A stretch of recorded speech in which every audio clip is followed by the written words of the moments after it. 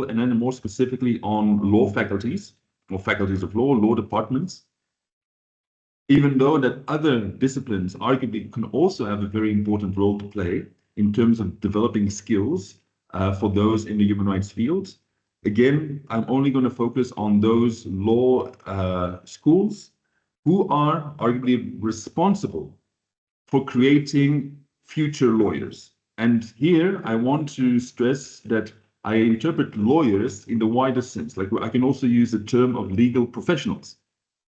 So it's not about those people restricted to a legal education and who then associate themselves with the Bar Association or Law Society. Rather, I think it's important to bear in mind that the legal professionals that law schools are creating can indeed and will eventually belong to different professional communities. So whether they are judges or indeed those advocates, legal counsels, but also diplomats. We see people with law degrees ending up as administrators, helping members of parliament, creating laws, creating policies.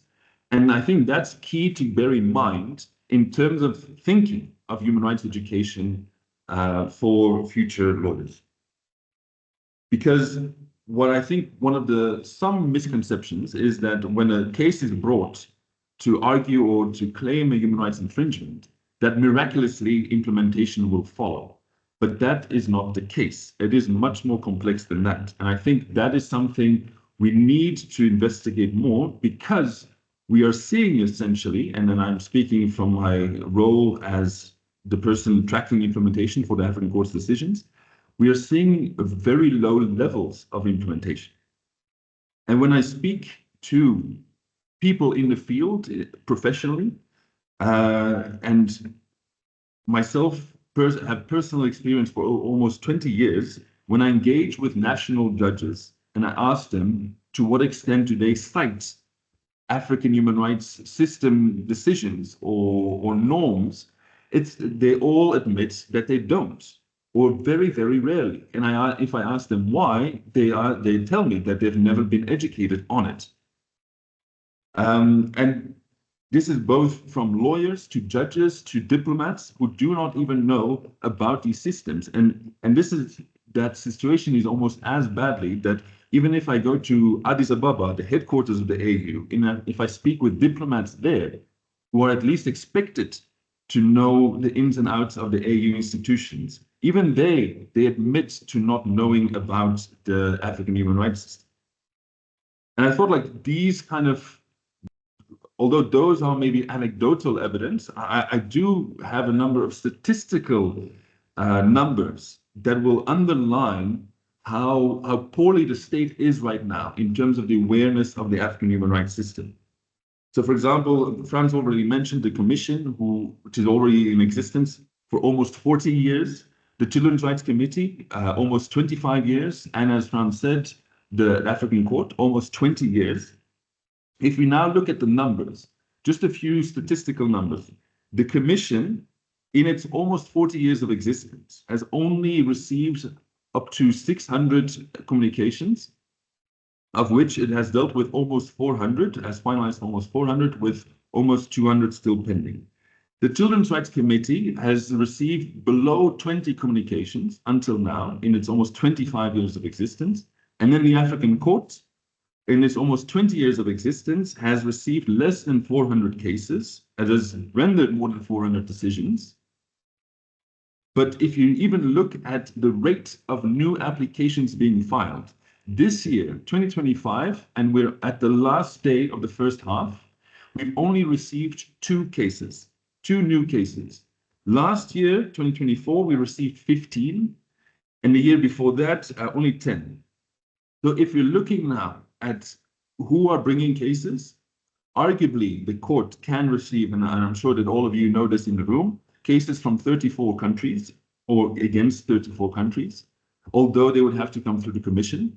But the Commission, the last time that they filed a case before the court is more than a decade ago. More than a decade ago. So it's obvious that 99% of our cases are coming from individuals who have direct access to the court.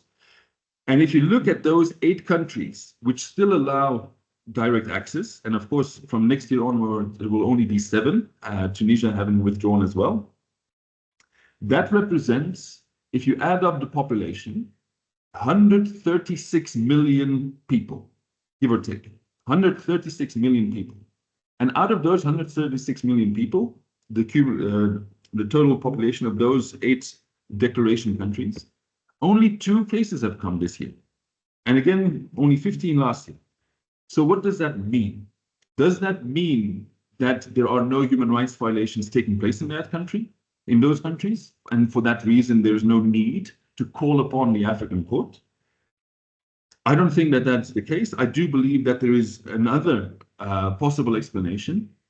And one of that explanation, it's not going to be the only one, is because I believe that there's a limited awareness of the availability of these procedures. And that is, for me, the key obstacle right now. The one that we should be discussing is like, how can we now ensure that there is better awareness, and not just about the system, but also how to use the system. And this is then where I ask, whose fault is it? Whose responsibility, or to put it more positively? And I do believe that the African human rights bodies, first and foremost, should take responsibility in this. I believe that we are at fault in terms of limited availability, relevance in availability of information. Information that's relevant in the sense that it underlines the importance of what we do. Information about the work that we do. And I think we, as institutions, I'm speaking frankly, have failed thus far to make that information adequately available and accessible to the people in the landscape. And I think that is where we should do better. But when we make that information available, we need translators. We need people, and with translators, I don't mean necessarily from a different language, from French to English or English to Portuguese or whatever. I mean translators who can bring this very complex technical jargon and translate it into a way that makes sense to ordinary people, the majority of the people that we're aiming to help, to serve, to address their injustices. And that is exactly where I believe that educators come in, because they are the experts, or expected to be the experts, in having an understanding of what the understanding is of their students. What I mean by that is that they should know what the level of understanding is of how students grasp reality, to then make an intervention in that and enhance that understanding in a measurable sense. But to do so, they need to know what is out there and how they can actually enhance their students' abilities, their skills. And again, I also appreciate that this is a very complex world, and it's not just about normative understandings, but it is a very intricate skill set that is needed to operate effectively, efficiently in this field, because there's a lot of strategic engagement, which is typically not taught in law schools. At least I was not taught so, and most of my friends who I've discussed this with were not taught this in terms of like how to effectively engage with the media, social media, about these issues, where to get information, how to package an intricate human rights claim into successful story or a success story that people can relate to. And I think this is also something that I like to call the Christmas test, is that the most people I work with do not successfully manage to explain what they do during Christmas. When they go home for Christmas and spend time with their family, if they ask, like, what have you done or what do you do? Very many often people just fail to explain the important work that they do, because they do not manage to translate their work in this human rights field into terms that people understand and relate to about its significance. So that's something that I think we should change. And I'll be concluding on this, Frans, about what is it now that we can do. So first of all, I believe that teachers, educators, need to step away from this very procedural, positivist approach to teaching law. And in a way, I understand why that exists, because they still want to maybe legitimize that human rights is a respectable field of law, that it is a trade, and that for that we need reference to procedures and laws. But I think we need to move beyond that. Of course, an effective human rights lawyer, and again, lawyer in the broadest sense, they know the law, they know the procedural nitty-gritties, they know the exceptions, especially. But I think we need to move beyond that. I think we need to embed again this rationale of what is human rights for in terms of addressing social injustices. And that requires educators to transmit knowledge on how to articulate that. So to both take human injustices, to translate them into complex procedural texts and so that they make sense within the system, but then also translate them back into a way that people can relate to the work that they're doing. Obviously, we'll need more education building on knowledge. And I think this is also where the center, where Frans used to head, has done a wonderful job in terms of, and I'll show you some material here. I hope you can see. So we have here the Human Rights Yearbook. They have also done the law reports. And I believe Trésor, who will be speaking after me, has also done a fantastic job in contributing to those things. We need to expand the availability of legal information. You're at UCT, the African League, also a part of the UCT family, has done tremendous work in making legal information available for free and making it accessible so we can cross these barriers that exist on the continent, because of course we need to be respectful and understanding that there are a variety of cleavages that exist, from linguistic diversity to socio-political systems that are so diverse, different legal traditions. And of course, because we're speaking at the continental level, we need to enhance our comparative understandings of those.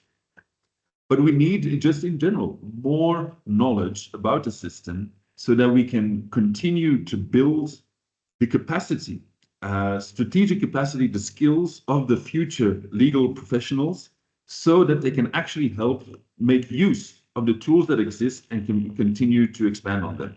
And that's why I was very excited, Frans, to participate in this conversation, to highlight that need. And I look forward with you and other academics and practitioners to continue bridging those gaps. I thank you very much.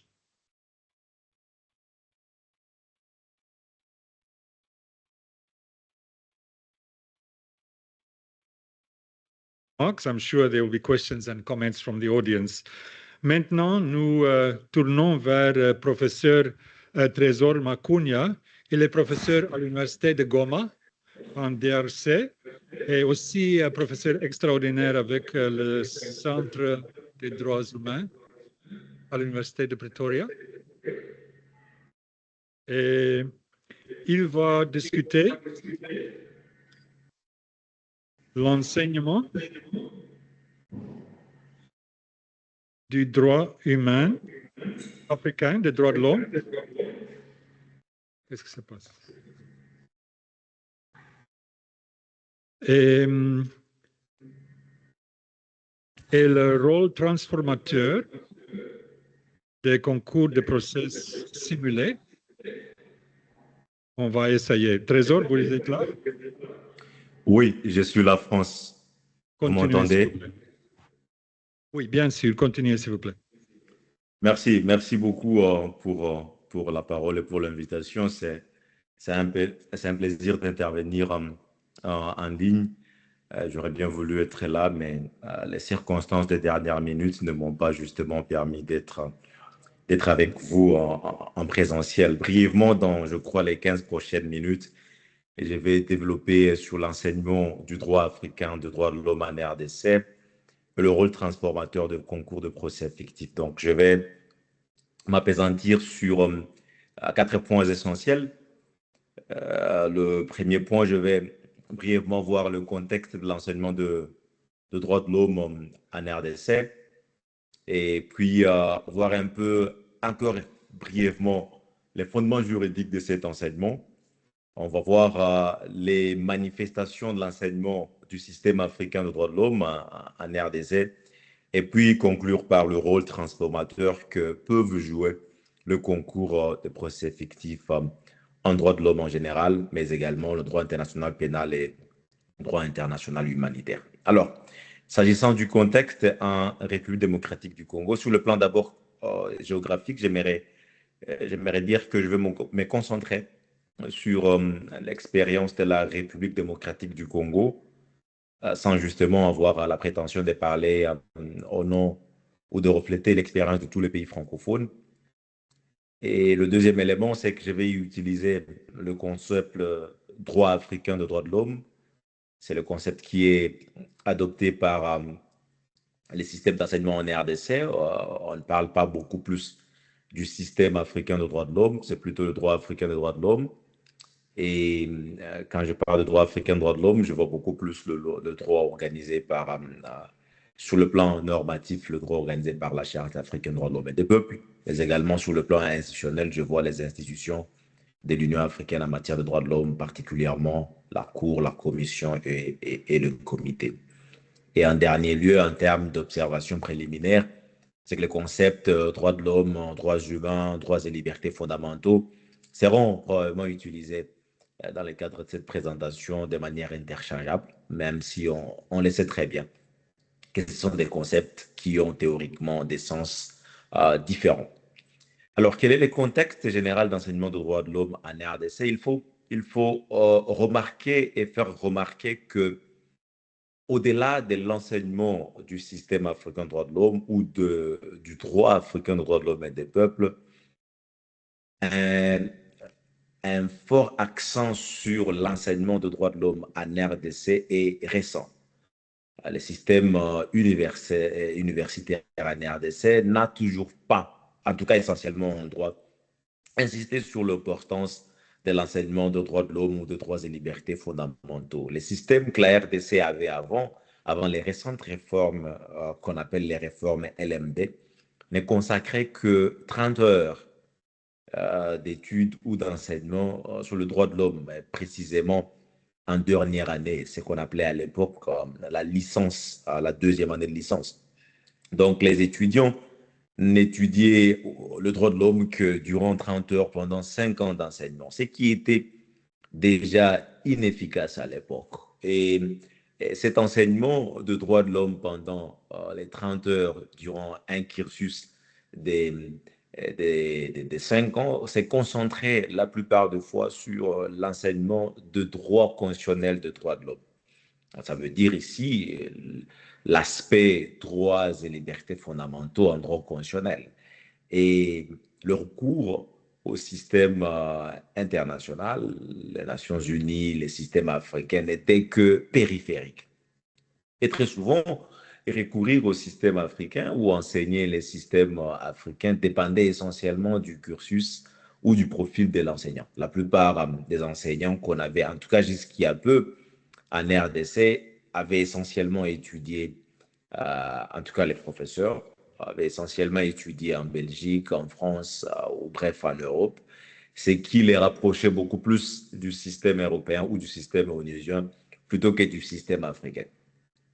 Alors, l'autre difficulté d'enseigner les systèmes africains, c'était le fait qu'on pensait que les systèmes africains n'avaient pas grand-chose à apporter dans le débat de l'enseignement des droits de l'homme, dans le sens que si vous avez étudié suffisamment les systèmes européens ou le système interaméricain ou le système onusien, cela implique automatiquement une certaine connaissance du système africain parce que, disait-il, le système africain n'a rien d'original et n'est qu'une copie des systèmes qui préexistaient.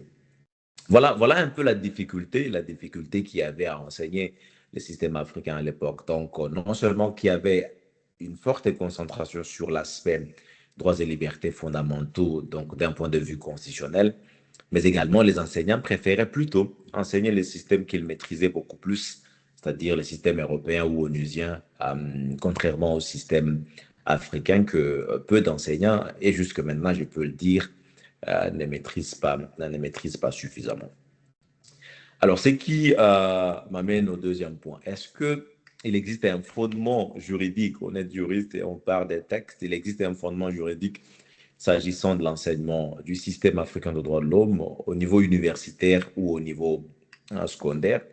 J'en ai dénombré, je crois, deux essentiellement.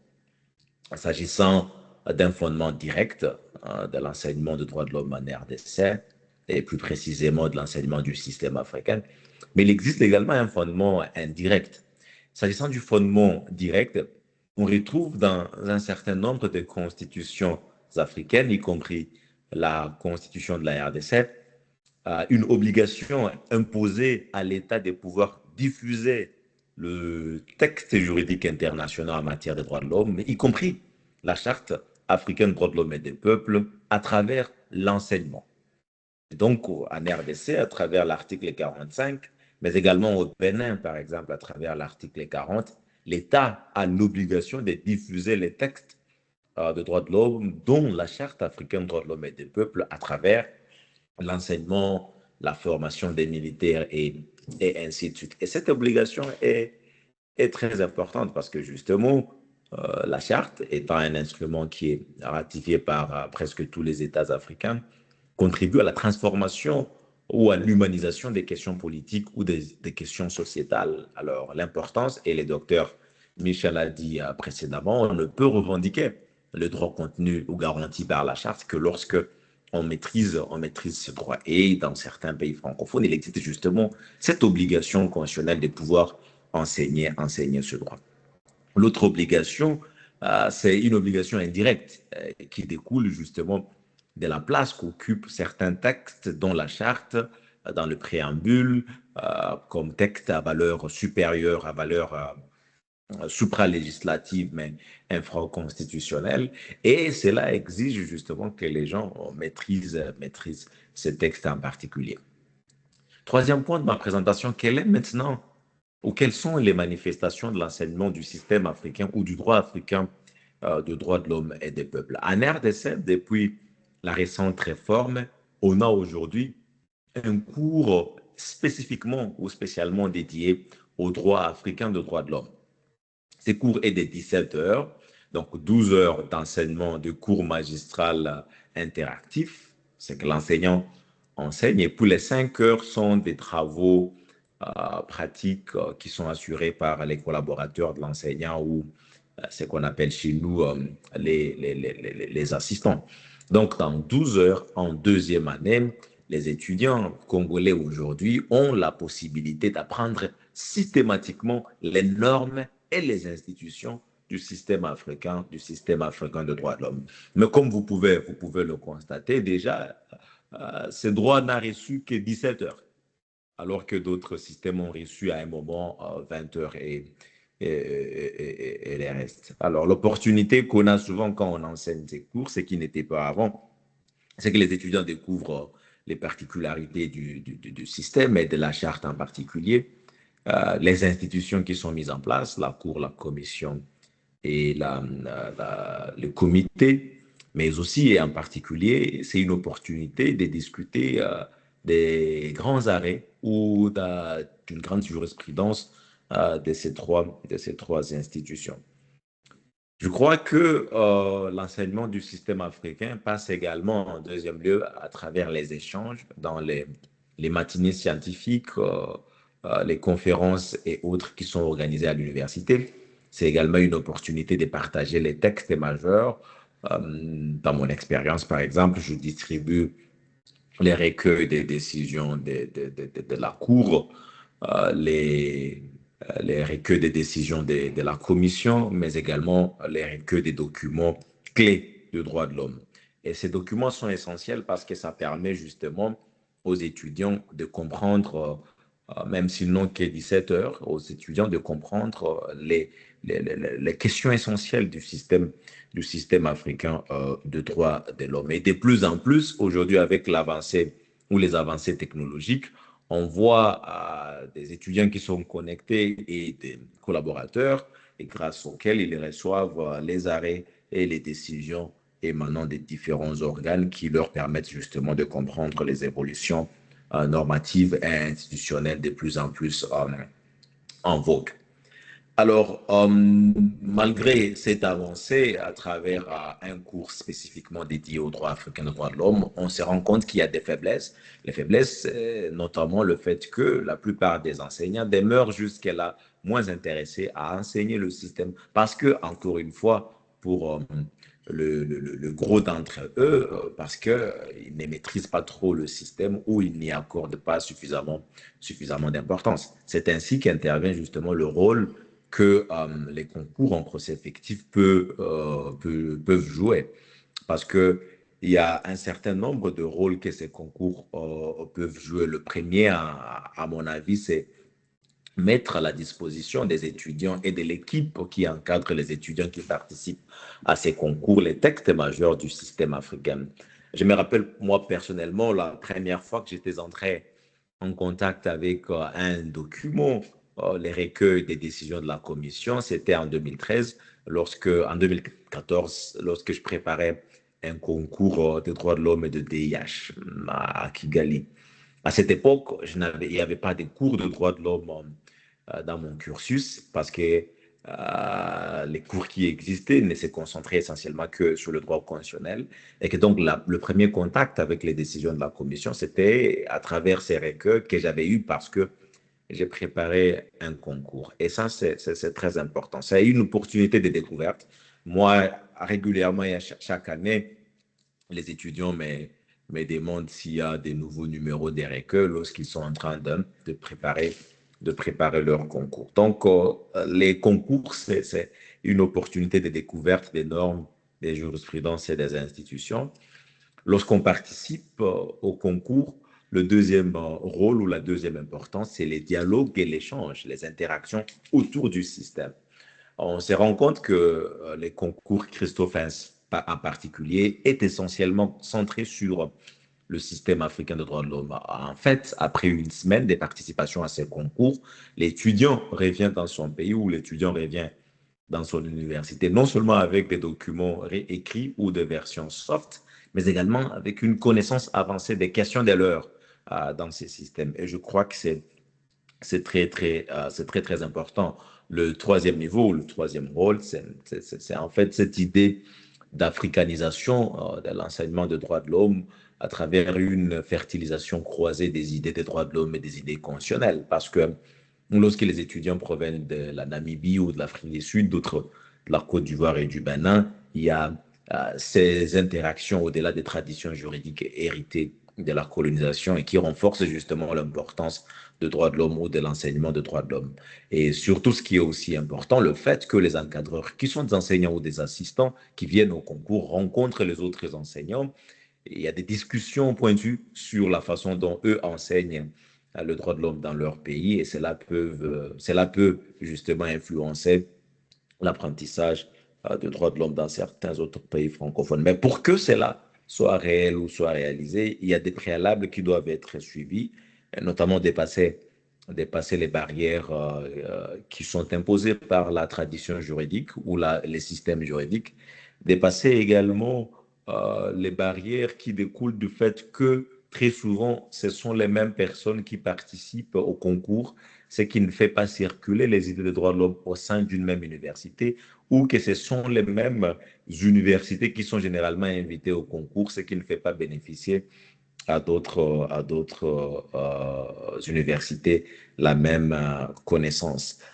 Donc, en conclusion, je pense que les concours de procès fictifs continuent de jouer un rôle très important, surtout à ce moment où les juridictions africaines de droits de l'homme produisent de nombreuses jurisprudences, mais également de nombreuses normes de droit mou. Il appartient non seulement aux organisations qui sont chargées de ces concours de diffuser ces normes, mais également d'élargir la participation, surtout aux universités qui ne participent pas très souvent, afin que leurs enseignants maîtrisent les aspects importants du système. Je vais m'arrêter par là et revenir lors des échanges. Merci beaucoup, France.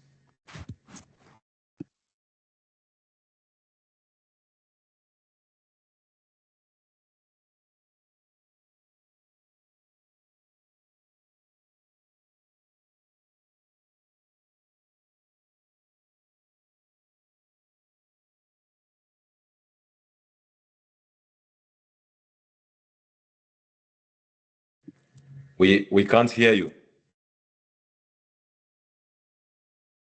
Okay, so we will call on Toika Tembo, Miss Tembo. She's a lecturer at the University of Malawi, and she'll speak to the theme From Theory to Practice, using clinical legal education as a tool to teach the African human rights system, and she will focus on the University of Malawi as a case study. Thank you very much, Thelma, for being here, and over to you for your 12, 13 minutes.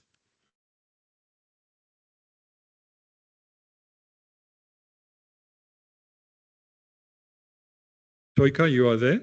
Ms. Tembo? You are muted. You can just unmute. Good afternoon. Thank you. Please proceed. Yes, we can hear you. Please proceed.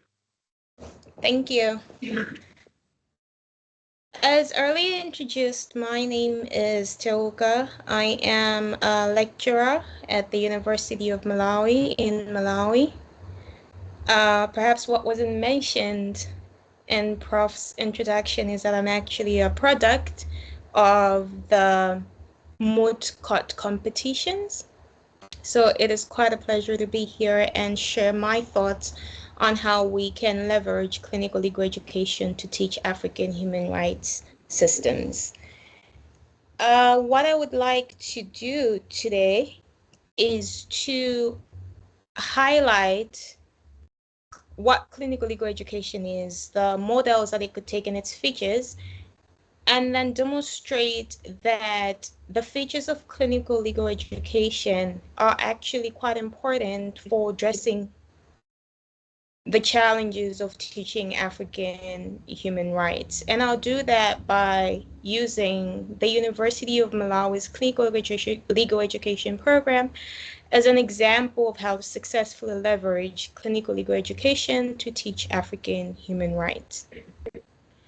So quite simply, clinical legal education is a pedagogical approach whereby you integrate theory and practice in legal education.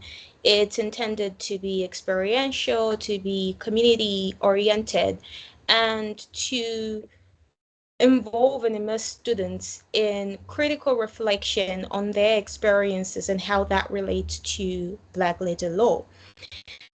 And so by its very nature, and that's something that I'll explain a bit further as I make my presentation, is that clinical legal education would then address colonial legacies that are evident in most African legal systems, and it would center African realities and perspectives in legal education.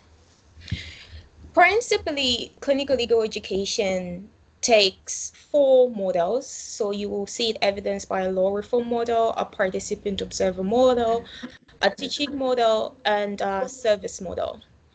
In the law reform model, students are taught and immersed in policy criticism, as well as advocacy for policy reforms. In the participant observer model, students are then encouraged and involved in legal research, and they're also put in legal environments to experience the Black letter law in action. In the teaching model, and I think that's particularly important for us being participants of the African Moot competition, is that students are then engaged in hypothetical Moot scenarios, in role playing, or in other simulations and other such exercises in order to experience law in action and actually build their competence in practicing law. And then lastly, in the service model, students are involved, of course, under the supervision of practicing faculty in direct client representation. So whether it be students providing legal aid services or some such students providing legal aid services, for instance, would be an example of the service model of clinical legal education. And it's quite popular. It's emerged in different contexts over the many years. In the United States, for instance, clinical legal education can be traced to the civil rights movement and social justice conversations. In South Africa, clinical legal education emerged in response to apartheid, and it also emerged as a need to respond to the limited access to justice, especially for marginalized communities, quite similar to what occurred in India. Whereas in the UK, clinical legal education has also emerged sometime in the 1990s through community partnerships.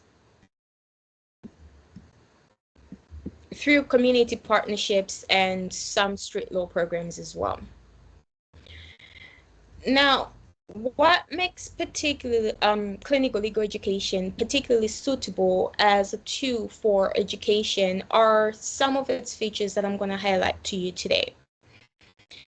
So first of all, clinical legal education integrates theory and practice, which means you move beyond teaching students about just black letter law, but instead you're then actually requiring students to practice those aspects of law within the particular context that they find themselves in, which means students are then involved and immersed in actual real-world scenarios and required to learn through their experiences. Clinical legal education also requires students to develop a cultural competence. So to think about the law that they're learning through a cultural lens, and to develop cultural sensitivity. Clinical legal education also entails reflective learning. So students are specifically required to reflect on their experiences and then take actions that actually take into account what their critical reflection, the conclusions that they get from their critical reflections. So whether it be that they've been asked to think about the Black letter law in relation to gender-based violence within African context, and to then say integrate that with how African human rights provisions, say under the Article 5 of the Maputo Protocol, are providing for protection from harmful cultural practices. Whatever critical reflection of the conclusions that they get from that, they should leverage that towards their actual competences as human rights lawyers. And then lastly, clinical legal education is also multidisciplinary, because students are required to engage with actual real-world scenarios. More often than not, they are required to do more than just engage with the law. So for instance, if students are providing legal aid to an incarcerated person that alleges that they were subjected to torture or inhuman treatment by police officers, students would be required to seek advice from a medical professional, for instance. So it's more than just what the law provides for insofar as prohibiting inhuman treatment, but then actually requiring students to engage with the science and the physical aspects of that particular scenario. So clinical legal education is quite multidisciplinary in its approach. Now, when you're teaching African human rights, there are many challenges, and today I'd like to just highlight 4. And when we talk about these challenges, I'd like you to think about how those features of clinical legal education could then come into play to actually address some of these challenges. Now, the main challenge in teaching African human rights that you often see is the fact that curricula tends to be Eurocentric. So most African legal systems are a product of colonial systems. Legal systems are mostly characterized by Eurocentric laws. So for instance, in Malawi, we still have laws on our statute books that are from that are British. We have laws from 1947 that post-colonialism are still applicable. And those are the laws that we're teaching students. And that's what would be typical of most African human rights systems, unless there's intentional approaches to actually review those laws and teach students laws that are actually African-oriented, that those laws are specifically reviewed. Another challenge is the language barrier. whereby it may be difficult to translate some African perspectives and values in colonial languages, which are the languages that are actually the mode of instruction in many African countries. Another challenge is the lack of faculty that has had specific training in African epistemologies. And the last challenge is that there could also be institutional resistance to teaching African human rights specifically, but there could also be resource constraints for integrating African human rights within curricula, whether it be resources for curriculum review or within the clinical legal education perspective, resources for actually creating those experiences for students to partake in clinical legal education. But where I then think that clinical legal education becomes particularly important is that if a university is to have a clinical legal education program, then they have to specifically comprehensively review the curricula in order to make it relevant from a clinical legal education perspective, but also to make it contextual, because for clinical legal education to be relevant and actually impactful, it has to be contextualized, which means clinical legal education and translating curricula to become clinical, you then have to specifically comprehensively review the curricula and to contextualize it. So you have to make sure that the curricula is including, for NC, is reviewed to include African human rights systems, that African perspectives, values, and beliefs are actually evident within the curricular itself. And then secondly, clinical legal education actually promotes African perspectives because of that experiential aspect of it. Since students are put into specific scenarios where they have to experience Black letter law, they have put in a situation where inevitably they will interact with African perspectives, African values, and more, and then they are intentionally required to reflect on which law would be best applicable in those scenarios. And you can train students to look to African human rights law. Teuka? Yes. Teuka, you could finalize in a minute, please, just so that we get opportunity for some questions and answers. Thank you. Right, thank you. So clinical legal education would enhance cultural awareness and reflection, and then it also supports critical engagement with human rights functions. In my paper, I specifically look into how the clinical legal education models are reflected in the practice at the University of Malawi. So I look at how the clinics have been instrumental in the adoption of African human rights treaties in Malawi, such as the African Disability Protocol, have been instrumental in the domestication of the protocol, and particularly important has been the African Moot competition, because it has been incorporated as part of the curricula, whereby every year students are specifically required to reflect on African human rights law and African human rights and African perspectives insofar as certain legal issues are concerned. I think I could stop here. Thank you very much for your insights from Malawi. And thank you to all three the presenters. So please, the floor is open. We know that we are just about to break for lunch, but just not more than maybe 10 minutes or so. Please, your questions, especially maybe to Misha from the African Court. He said very interesting things that maybe relate to the research you've done. But also, if you want to share anything about your particular university's use of the Moot Court, whether it is voluntary or compulsory, or you have insights to share in how African human rights are being taught effectively and how the Moot is used, that will be very, very useful. So please, the microphones are there. Let's see if anyone has a question and a comment. Yes, is that not here?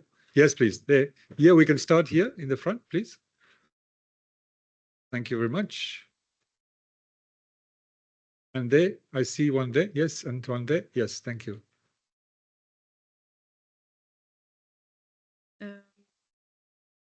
Hi, this is Mariam Tariq, here from Egypt. My question is directed to Professor Misha. I hope I'm pronouncing the name correctly. If I understand correctly, you've mentioned that it's important for judgments to be translated in a manner where a standard man would understand it. So if you could explain more, how would you balance between the language of legal precision and just the plain language that an average person would understand without losing maybe the something in translation, maybe losing the legal nuances? So if you could touch upon that, that would be great. Thank you very much.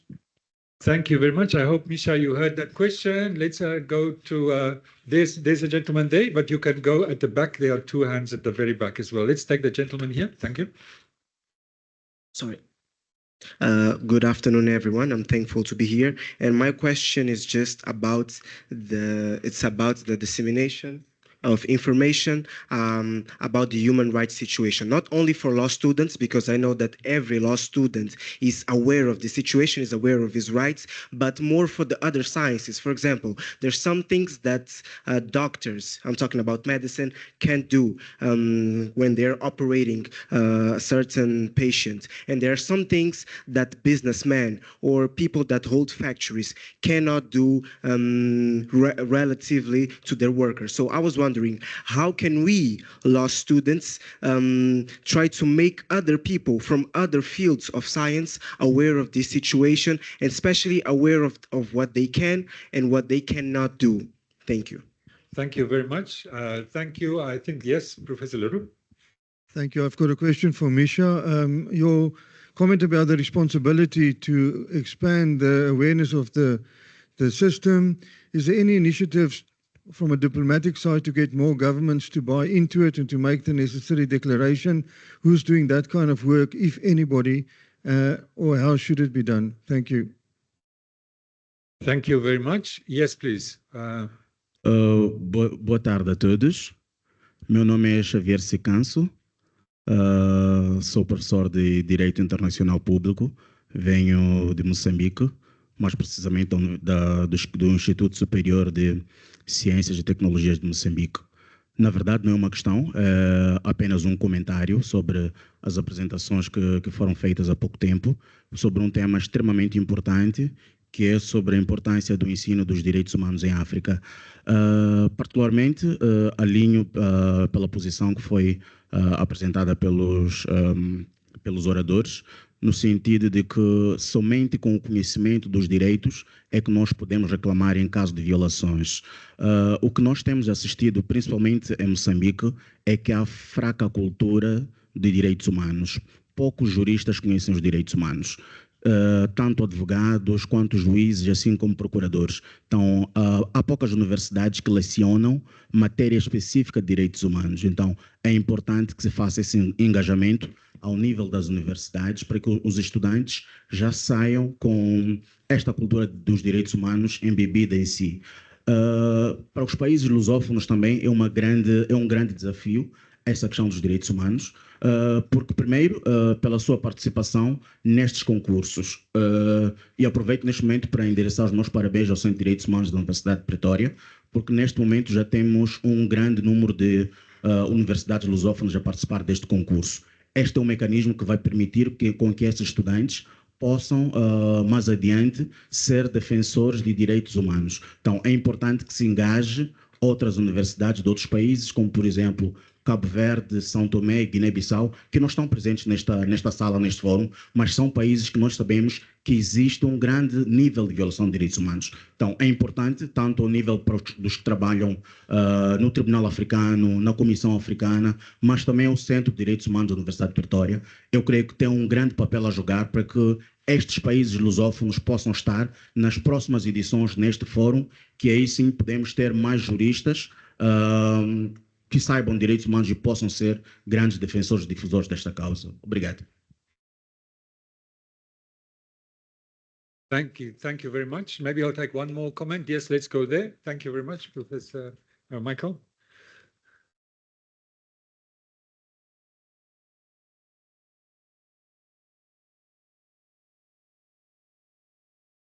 Good afternoon, colleagues.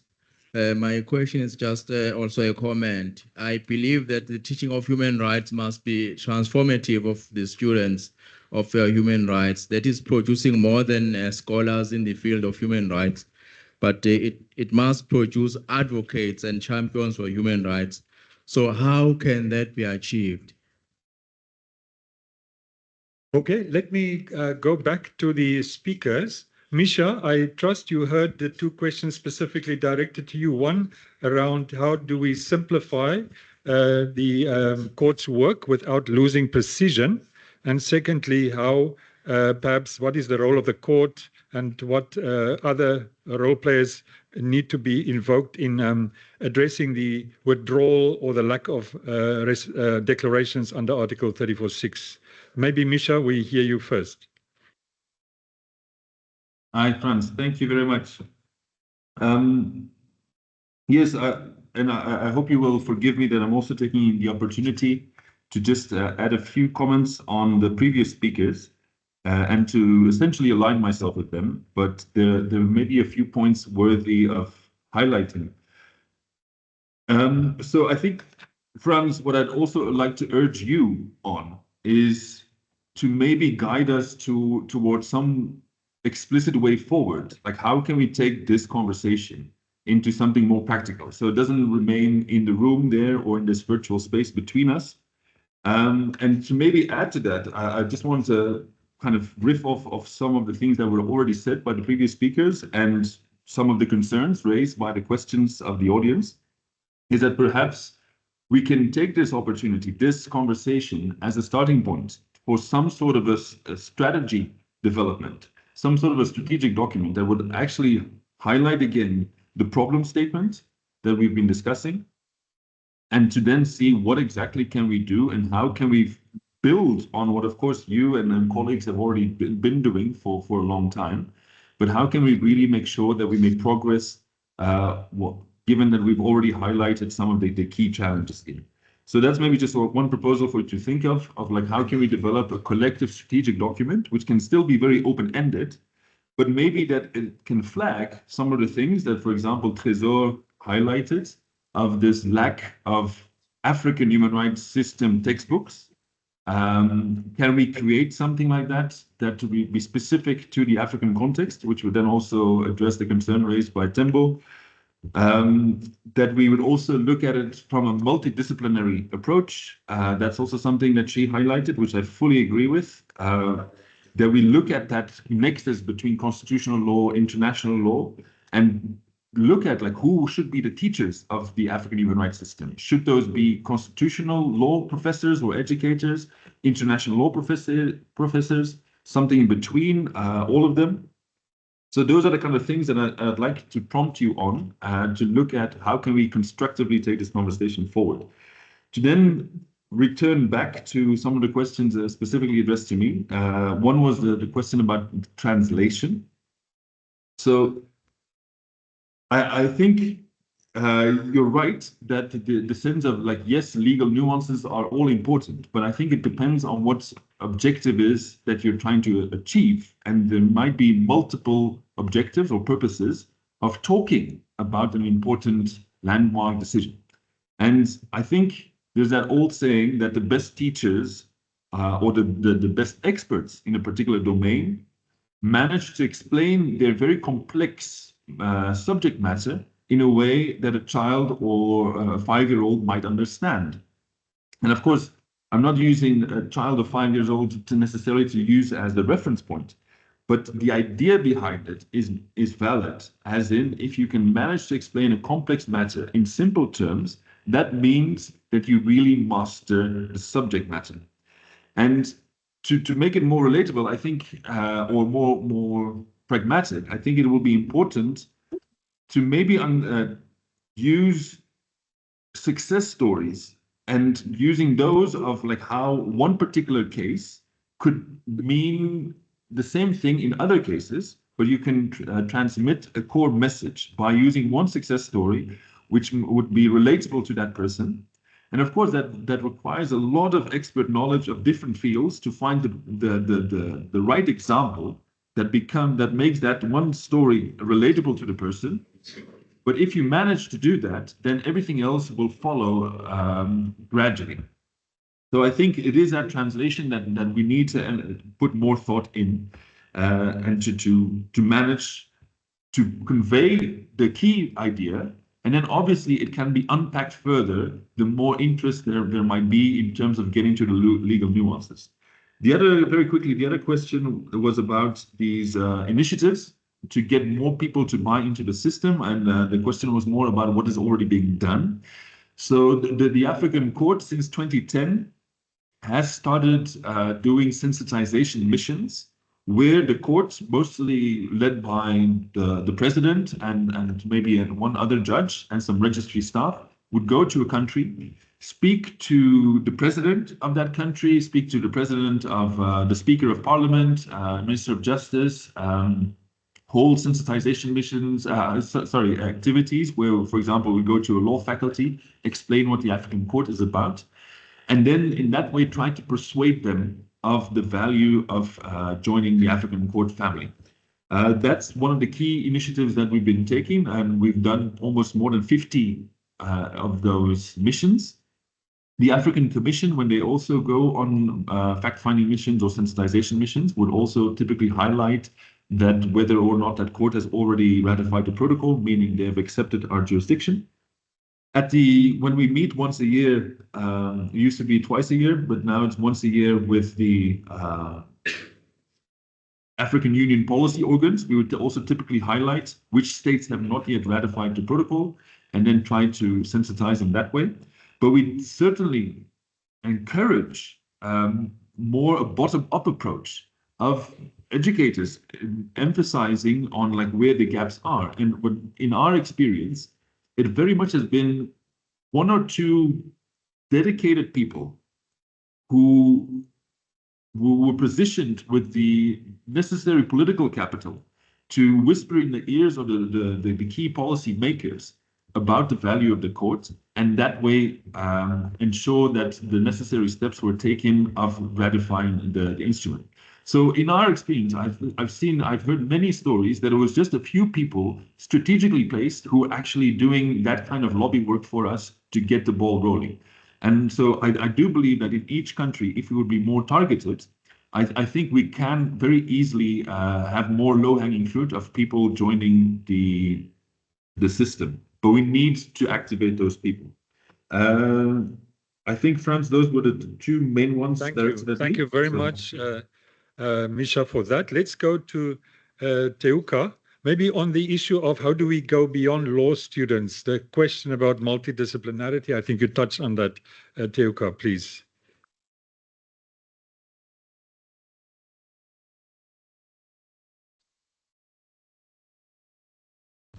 What I find in my experience in the legal clinics is that law students are more effective when they have opinions from other students from other faculty. So the law clinics at the University of Malawi actually incorporate and actually specifically invite students from other faculty. I'll give you an example of the Environmental Justice Clinic. That is principally, the membership of that clinic principally involves students from other faculties, students from environmental sciences, and students within the clinics are trained. And most of the people that have come to train students in that clinic have not been law teachers, but it's been students from other faculties to teach students what pollution means. When you talk about environmental degradation, what are the factors? And it's proved to be very effective because recently in Malawi, we had the very first class action lawsuit that was actually contributed to by students from the Environmental Justice Clinic. And their contribution was on the science of what pollution means. And they took advantage of that science to then make their quite persuasive legal action for protecting the right to a clean and healthy environment. So it's intentional. It has to be intentional. There has to be recognition to the fact that law is a service. It's not the ultimate goal, but it's just a tool. And you're intending to create law students and lawyers that will be suited within whatever disciplines they choose to practice in. Thank you very much. Thank you very much for those insights. Dernièrement, professeur Macunia, avez-vous quelque chose à ajouter, s'il vous plaît? Oui, il y avait une question en portugais, je n'ai pas de traduction, donc je peux pas répondre là-dessus et j'espère que ce n'était pas adressé ni à moi ou à tout le monde.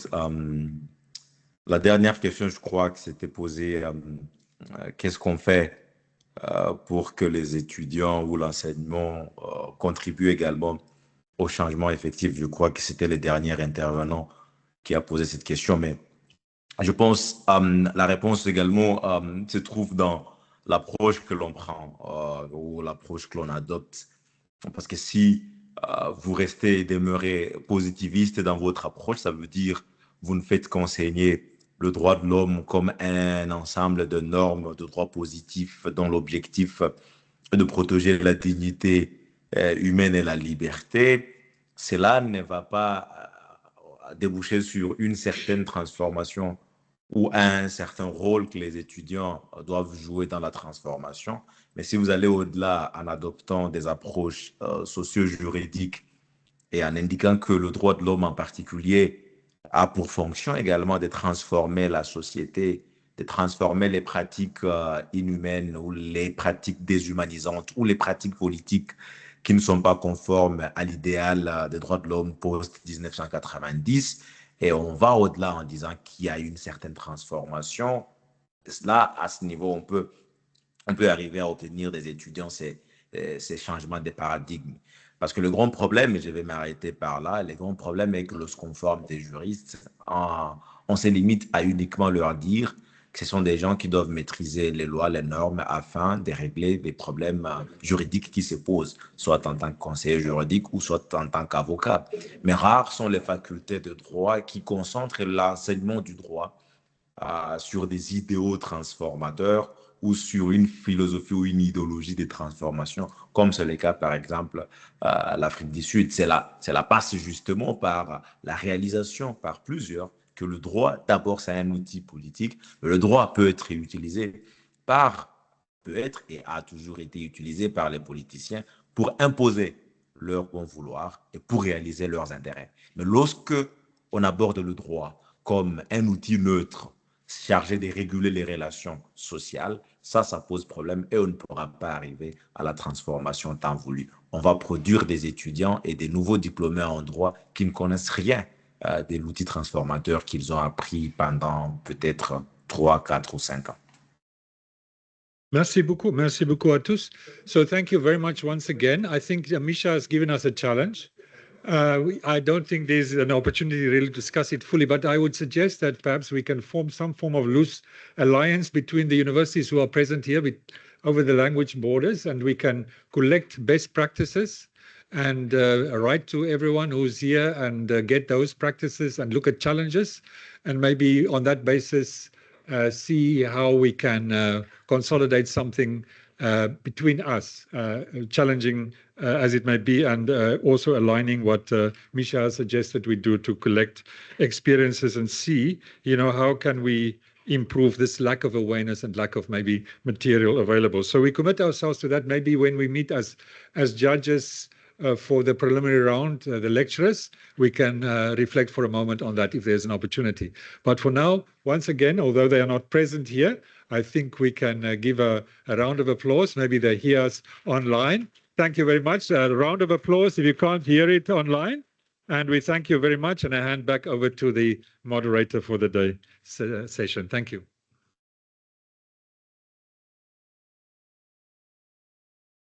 Thank you very much, Prof. Thank you so much, everyone. We're going to give another round of applause for our presenters across both sessions. All right, I'm going to call up Prof. Murungi, who's going to provide us with a brief presentation on our academic programs at the center.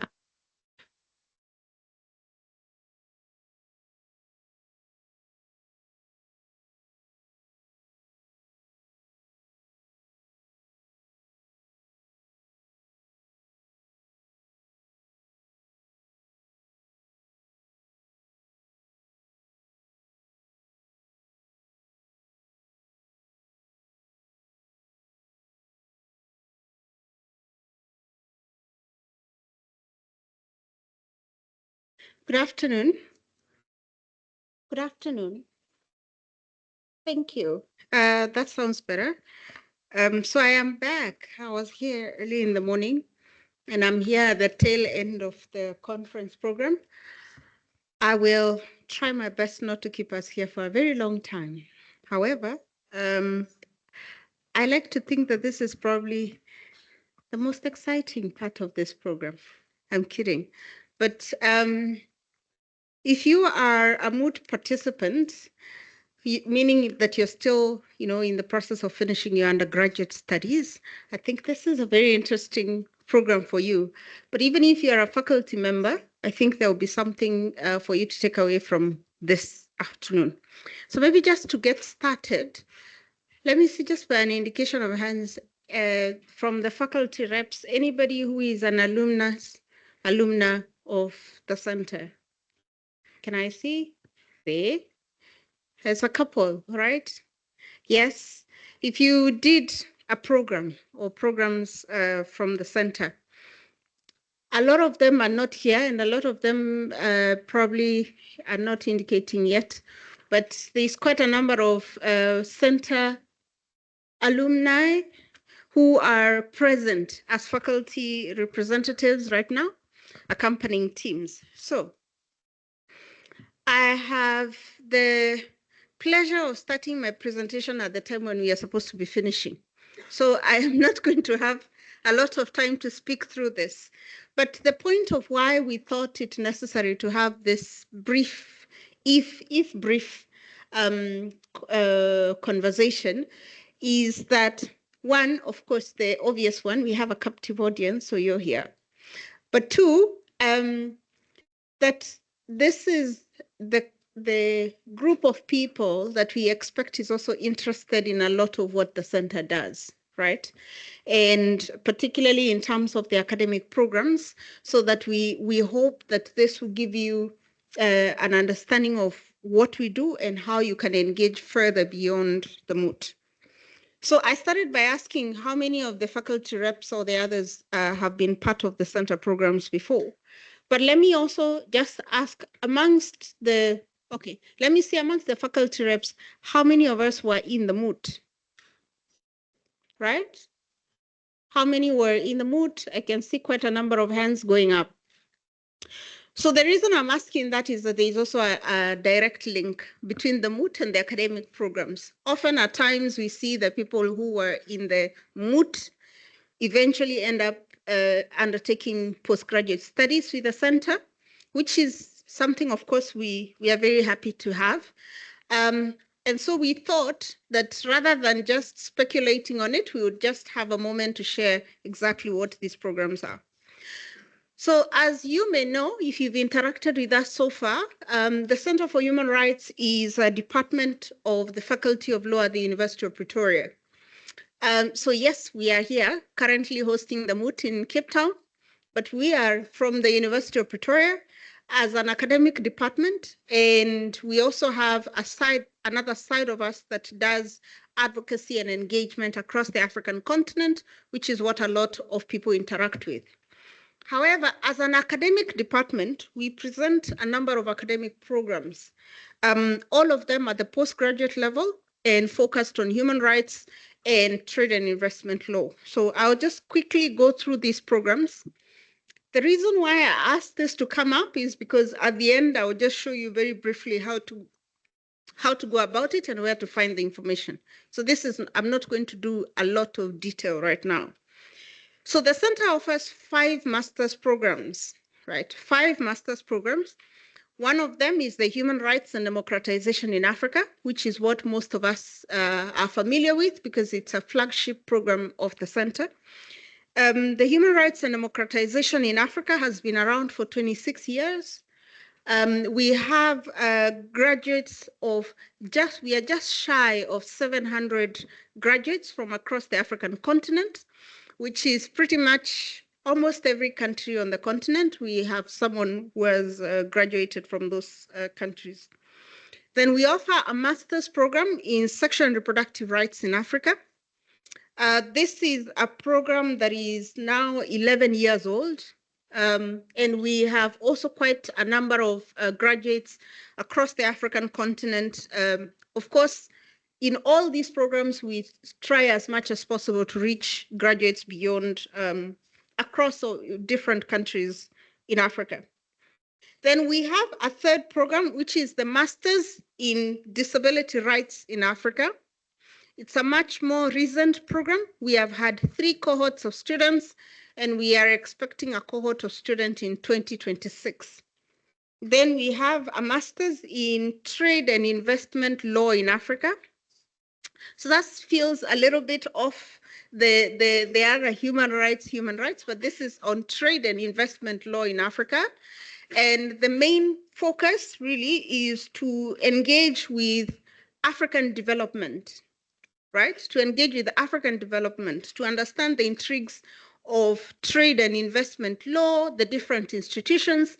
And in more recent times, we are very invested in the African Free Trade Agreement, the AfCFTA. I'll speak just a little bit about that also. And then finally, we have a master's in multidisciplinary human rights. I listed it last, not because it's also been around for 22 years. And the reason why I listed it here is because it's residential. This mostly works for people who are based in Pretoria full-time. So there's a bit of maybe difference in the modalities of how they are presented. So let me very quickly just speak to some of them. So the LLM in Human Rights and Democratization in Africa, which is, a lot of what most of us know about, as I said, has about 700 graduates. But this program has been a pathway for so many people across the African continent into different professions. If you, as I'll show you right now, if you go to the website, you can see what we call the alumni diaries of the Masters in Human Rights and Democratization in Africa. And you can locate where the alumni of the center are.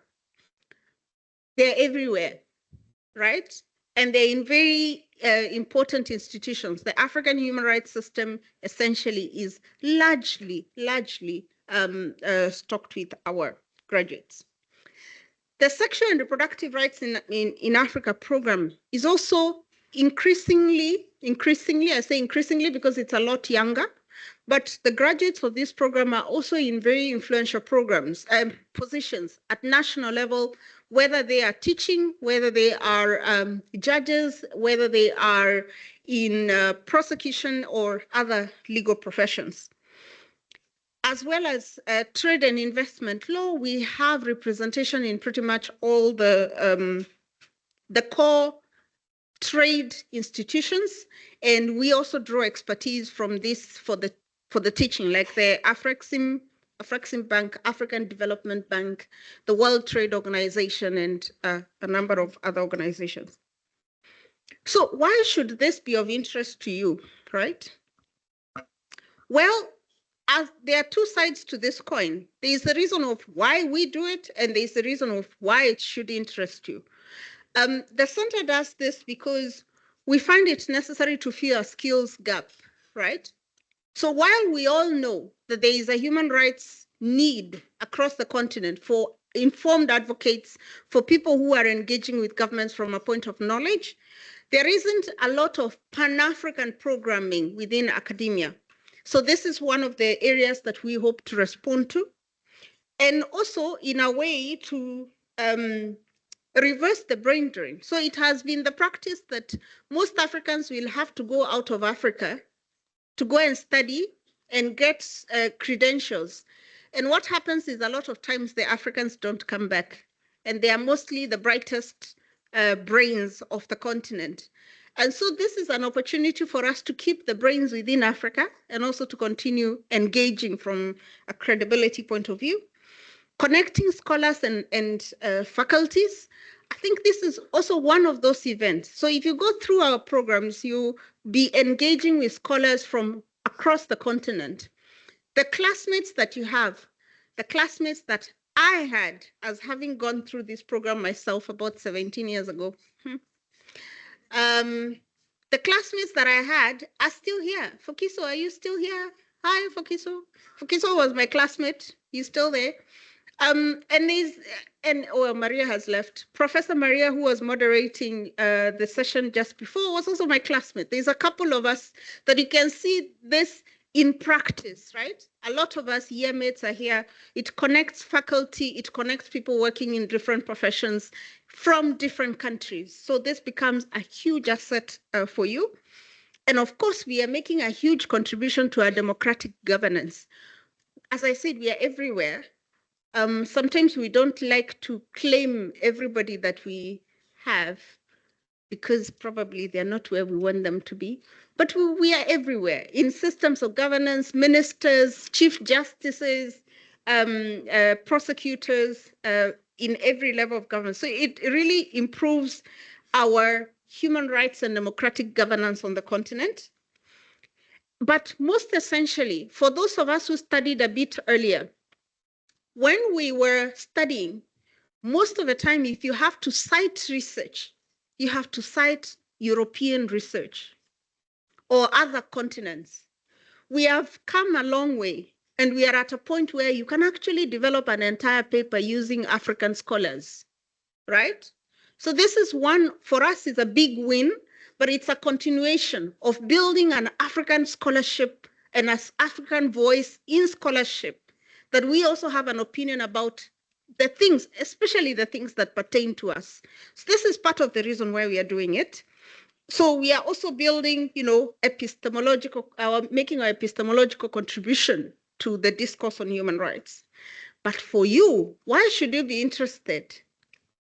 Opportunities, a lot of opportunities. Most of the graduates who have gone through the center's programs, do not cite me, it's not statistics, but they find employment very quickly, right? Am I right? No, but really, it's not a joke. We do have good industry reception. When I say industry, it's the human rights system. So this is actually an entry point for you to be able to access opportunities. There are opportunities that we keep within the alumni network. We maintain a very strong alumni network. Essentially, if you're part of the center's programs, you're part of a family of thousands. And so you can easily find your way almost in every African country. Everywhere we go, we find our alumni. And so you're able to connect with that community, be able to tap into the opportunities that come from being part of that. And of course, the center's programs are part of the Global Campus of Human Rights.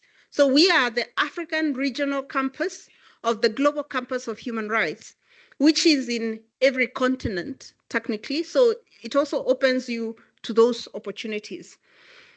And of course, finally, credibility. I know the Dean of Cape Town is here, but we are in competition with UCT often, but we are the #1 faculty in the country. I said it quietly, right? Anyway, jokes aside, if you have a degree from UP Law, it is a good degree, right? Okay, finally, so how do you get here? As I said, the Dean of UCT is here, and he's making my life difficult with pressure to finish. So I am trying to finish very quickly. How do you get here? This is why I asked for this.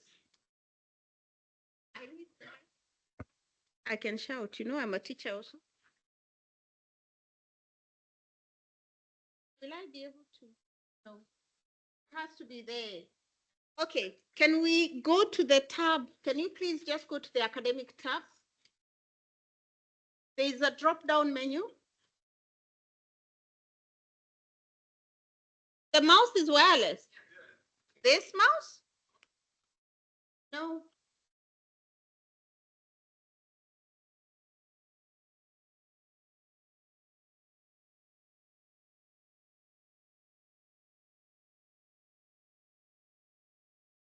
Okay, as we sort that out, so that I can just show you practically. Let me just say,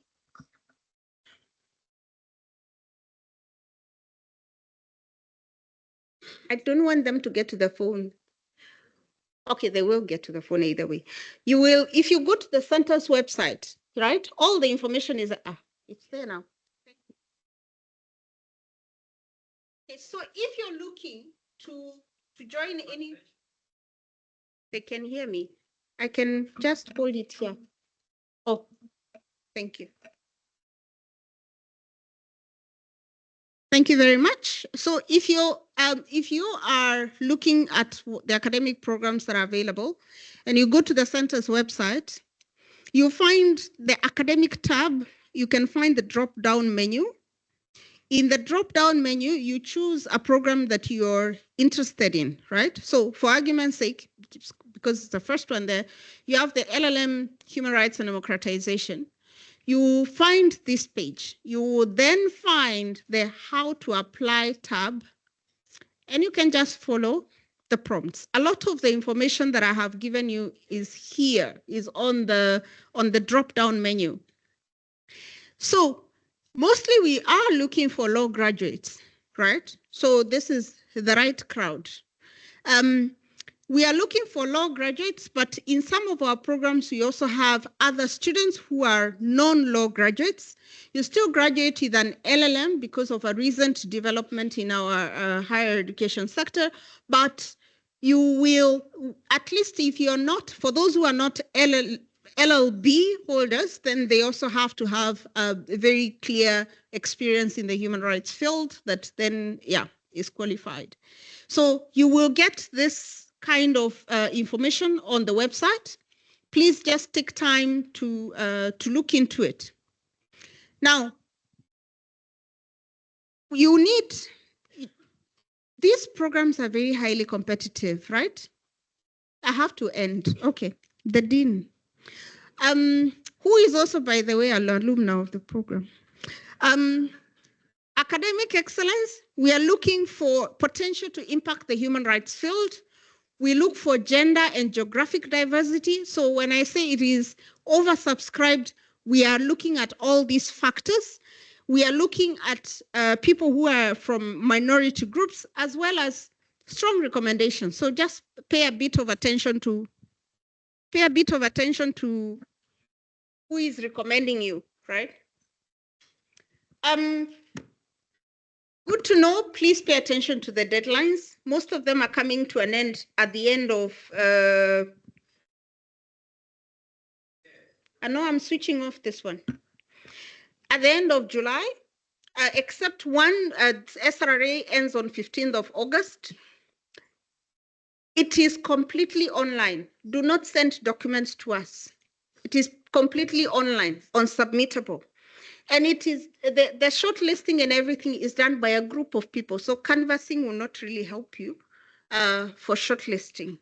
But being here is an advantage. We know that you were in the Moot. It is oversubscribed. So if you don't get in the first time, please try again and again. I got in on the second try. Some people get in on the 5th try, but it's worth the trying, okay? Just in closing, we are looking forward to having a bit more of you join the program, but I'll just close.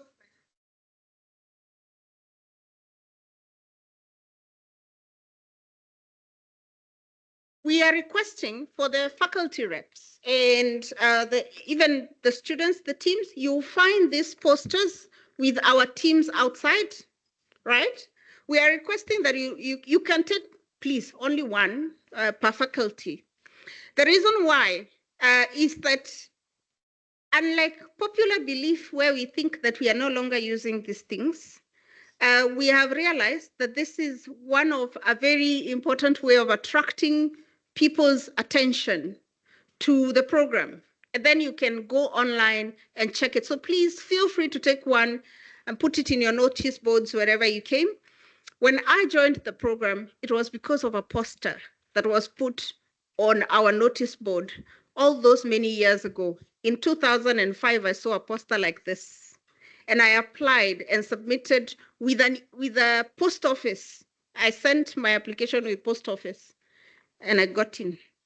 So please, we hope to see you soon. in one of the programs, and to please carry the message to other eligible participants from the countries where you come from.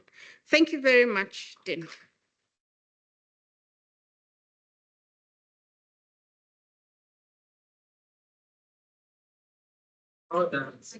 Yeah. All right. Thank you so much. So we should be winding up now. It's been fantastic to have all of you here. I appreciate the discipline. You have been very cooperative, coming here on time and leaving. I would like to thank all the speakers here who have come here, all the questions that the engagement that you asked and engage with our speakers, our colleagues from the University of Pretoria, and above all, the interpreters who will be leaving us after this session. I have a few announcements to make. You know, the person who is delaying you for dinner, for lunch, is not me, it's the Center for Human Rights. But from now on, what we need to do is to get all of you to do a photo. We had 15 minutes, now it has to be 10 minutes. So quickly to get out of here, we'll get to level 3. If you use level 2 exit, you get back right all the way up to level 3, or all the way up to level 4 and go down outside. That's where we'll take a photo. Nice smiles are expected, or compulsory if you don't smile. We'll get a very nice photo against the Table Mountain background. That's what we'll do, but we have short time between lunch and the next major activity, which is at 4, which is the briefing for staff and for the judges and for students.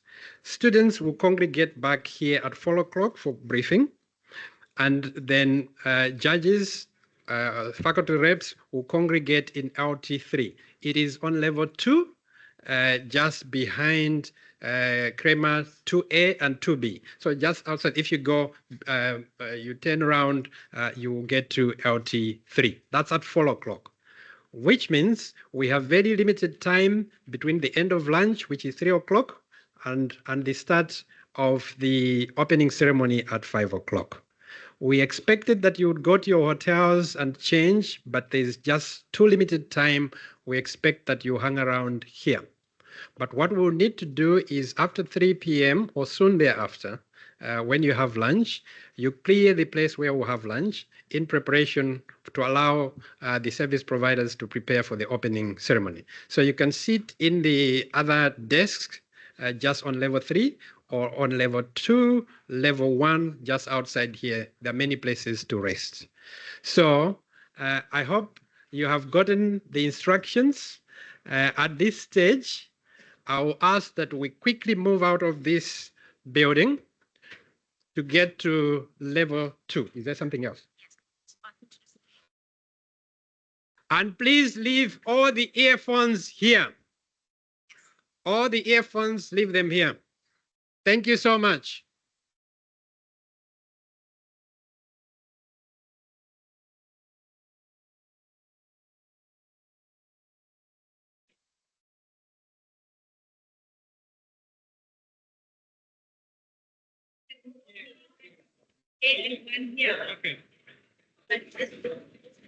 Okay. Thank you so much for service and conference. Yes.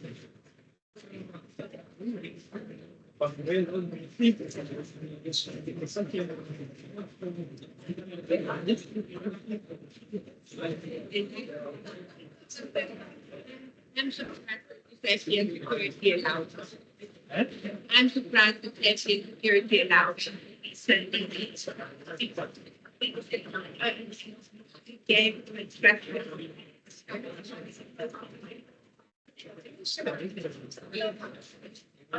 for the